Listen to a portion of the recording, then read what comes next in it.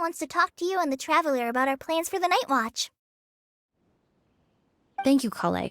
But first, here, I prepared a kind of herbal tea that helps calm the spirit. Why don't you have some? Oh, that's very kind of you, but I'm okay. Oh, it's not good to be so tense, especially when we've got a long night ahead of us. I don't mean to put you on the spot, but I couldn't help but notice that something seems to be on your mind. Was it that obvious? You seem very preoccupied with Kiria's revenge. If there's anything you want to talk about, I'm happy to listen. Oh, Hey,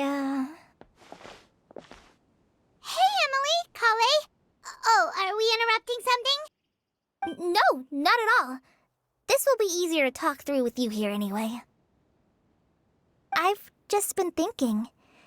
If Kiria has the capacity to commit murder while remaining completely undetected, why didn't he target Sylvain along with Lucien last night?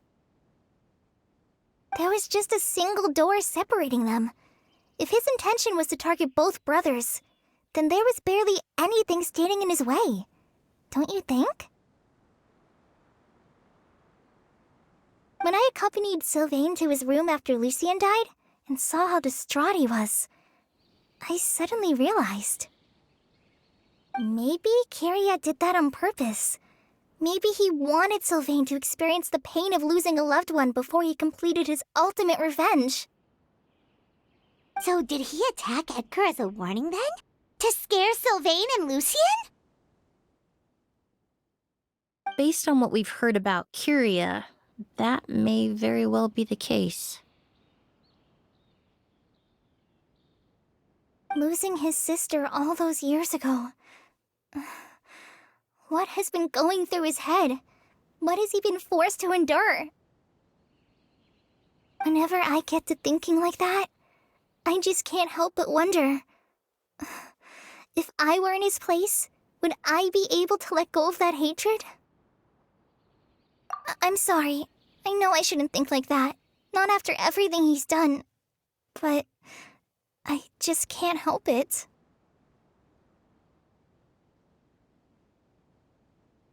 There's nothing wrong with the way you're feeling. Empathy is a part of human nature.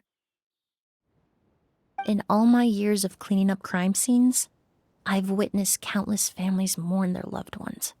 Their cries of devastation and anger still echo through my mind, even now.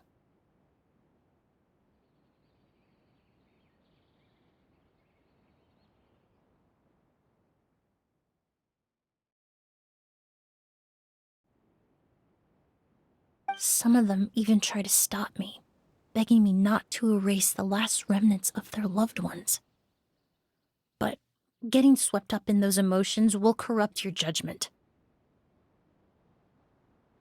Surround yourself with fragrance for too long, and your sense of smell will become dull. Allow yourself to be consumed by your emotions, and you lose the ability to think rationally. So while you hold on to that sense of empathy, you also need to ask yourself, do Sylvain and Lucien really deserve to die? How much did they truly know about the Fatui and the delusion? Did they force Yelena to make those decisions? Answering those questions requires a lot of time and evidence, while a single act of vengeance can put those answers forever out of our reach. I've witnessed a lot of deaths in Fontaine. When someone dies, a certain amount of information can be inferred from the traces left behind at the scene.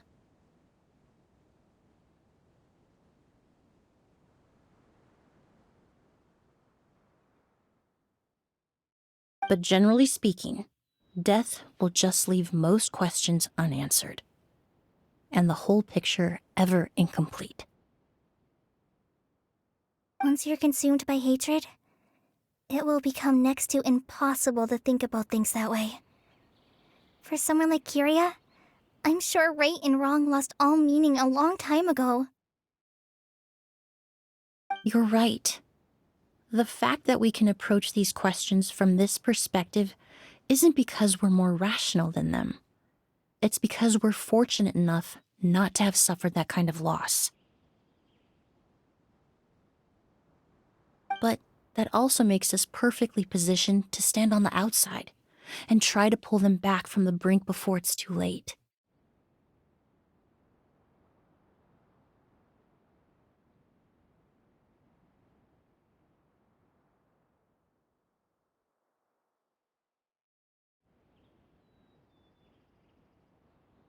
I understand Kiria's decision, but I still want to stop him.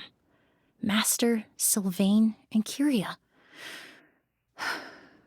They all deserve to survive.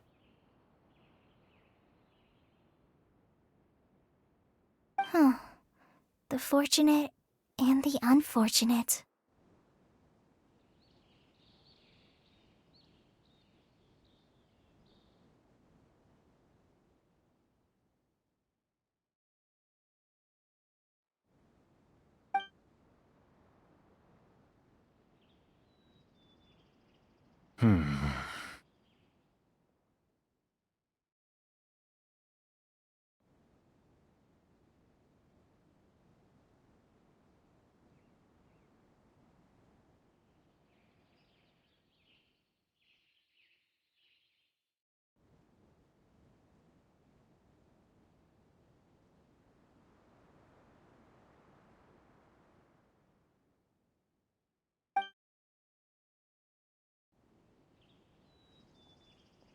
Emily, Traveler.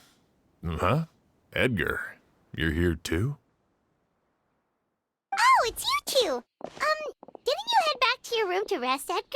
Is it really okay for you to be out and about like this?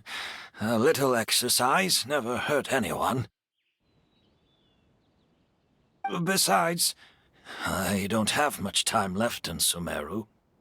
So I'd like to take care of my plants while I still can. We could do that for you, Master. No need. I've grown attached to these flowers, and this is my last chance to say goodbye. Come tomorrow. I'll be happy to entrust their care to you. I would imagine Sheriff Sham is here for a more important reason. The Night Watch! You mentioned earlier that we still need to confirm our plans.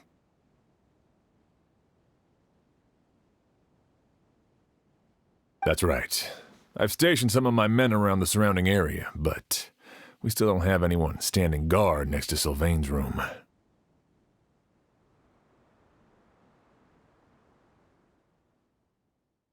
Exactly. After some discussion, we concluded that Sylvain has the highest risk of being attacked next. You're the most skilled fighter here, Traveler.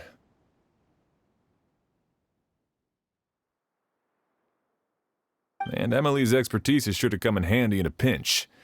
That's why I want you two stationed next to Sylvain's room. So, are you up for it? Sounds perfectly reasonable. I'll be glad to have your help tonight, Traveler.